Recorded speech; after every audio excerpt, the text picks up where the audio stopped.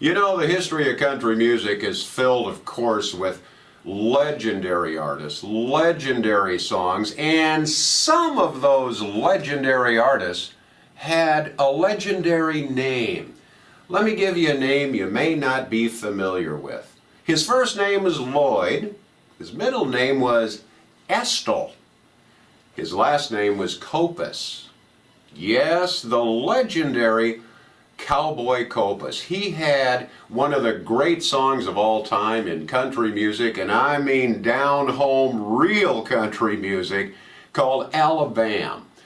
But I want to talk for just a moment about, everybody kind of knows what's called the day the music died. Buddy Holly, the big bopper Ritchie Valens, killed in that plane crash in Iowa back in 1959.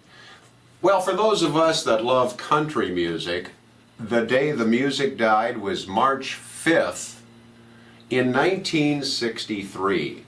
While the rockers in Iowa in 59 may be more famous, it was on that date, March 5th, 1963, that the legends were killed in a plane crash. The legendary Patsy Cline.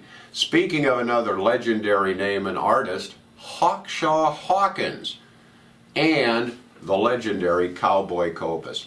A lot of people call that day the saddest day in the history of country music. Cowboy Copas, Alabama, and one of the great names in the history of country music, died that day. He was just 49 years old.